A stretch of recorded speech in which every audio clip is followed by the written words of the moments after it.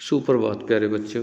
कक्षा +2 का जो पोल साइंस का आज हमारा टॉपिक है कि एक बदलते माहौल यानी कांग्रेस का गठबंधन का दौर और कांग्रेस का लंबे विकल्प के बाद लोगों को दिखाई दिया।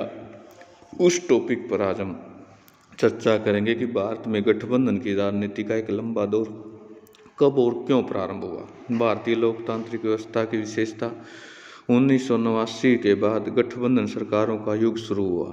इसके कुछ कारण इस प्रकार है। कांग्रेस के आधिपत्य की समाप्ति। 1967 के चौथे आम चुनाव में कई राज्यों में गैर कांग्रेसी सरकारें बनी, लेकिन केंद्र में कांग्रेस का आधिपत्य बना रहा। 1973 में पहली बार केंद्र में गैर कांग्रेसी सरकार बनी, लेकिन जनता की पार्टी द्वारा बनाई गई यह सरकार थोड़े समय तक पुनः कांग्रेस का आधिपत्य समाप्त हो गया। 1989 के बाद कांग्रेस की स्थिति पहले जैसी नहीं रही। इसके विरुद्ध अनेक राजनीतिक दल आ गए, जिसमें गठबंधनवादी सरकारों का दौर शुरू हुआ। क्षेत्रीय दलों की वृद्धि। क्षेत्रीय दलों की संख्या लगातार बढ़ती जा रही थी। इन दलों में राष्ट्रीय दलों के महत्व को कमजोर कर दिया गया। क्षेत्रीय दलों की बढ़ती संख्या के कारण किसी एक राष्ट्रीय दल की लोकसभा विधानसभा में बहुमत मिलना कठिन हो गया और इससे पहले राजनीतिक दल आपस में गठबंधन बनाने लगे। दल बदल। भारत में दल बदल विरोधी कानून के बावजूद दल बदल प्रवृत्ति पर रोक नहीं लग पाई। दल बदल के कारण सरकारों ने अनेक बार पतन हुआ और कई बार गठबंधन सरकारें बनी। क्षेत्रीय हितों की अपेक्षा। प्राय केंद्र में बनी राष्ट्रीय दलों की सरकारों को क्षेत्रीय हितों की उपेक्षा की। क्षेत्रीय स्तर पर दलों में मुद्दों पर आधारित राजनीति के अनुसार गठबंधनधारी दौर शुरुआत की गई। भारतीय राजनीति में 1989 में हुए किन्हीं 4 प्रमुख घटनाओं का वर्णन। 1989 में लोकसभा चुनाव में कांग्रेस की हार। 1989 से 1992 के बीच होने वाले महत्वपूर्ण घटनाओं में सबसे प्रमुख घटना थी 1989 के चुनाव में कांग्रेस को करारी हार मिली। जो पार्टी 1984 में चुनाव में 415 सीटें जीती थी, वह अगले चुनाव में केवल 197 सीटों पर सिमट गई। मंडल मुद्दे का विदय। इस समय इनकी दूसरी महत्वपूर्ण घटना मंडल मुद्दे का पुनः उभरना था। 1990 में वीपी सिंह ने सरकार के मंडल आयोग में सिफारिशों को लागू किया, जिसके विरोध में देश की हिंसक घटनाएं प्रदर्शित हुई। आर्थिक नीतियां। और ये आर्थिक नीतियां क्या थी, इनके बारे में इस समय तीसरा बदलाव यह देखने को लिया सरकार की नीतियां लागू की गई वे पहले से अलग थी। बाबरी मस्जिद को गिराना।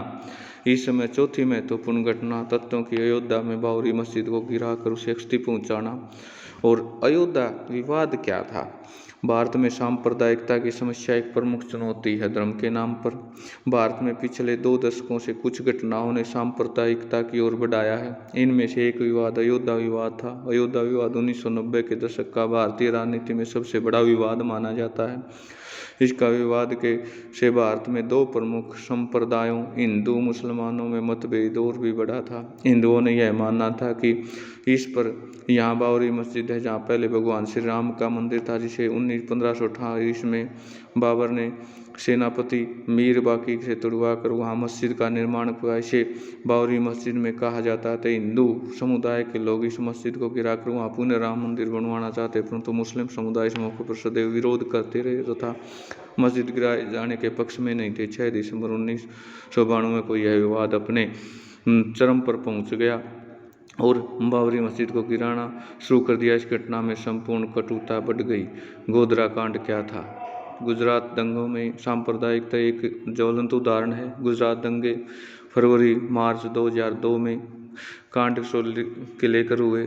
2002 में गुजरात जा रही थी रेल। 26 फरवरी 2002 में एक रेलगाड़ी अयोध्या से कुछ कार सेवकों राम मंदिर के निर्माण में लेकर गुजरात जा रही थी। इस गाड़ी में गोधरा स्टैंड पहुंचे थे। डिब्बे में सवार 58 कार सेवकों को कुछ एक लोगों ने जला दिया। यह खबर गुजरात में फैली और हिंदू संप्रदाय में गहरा रोष मिला। यह देखते देखते रोष में सांप्रदायिक दंगे के रूप में बदल गया और लगभग 3 दिन हिंदू मुस्लिम झड़पें होती रही। एक अनुमान के अनुसार दंगों में 790 मुसलमान, 54 हिंदू मारे गए, 230 लापता हो गए और 2550 लोग घायल हुए।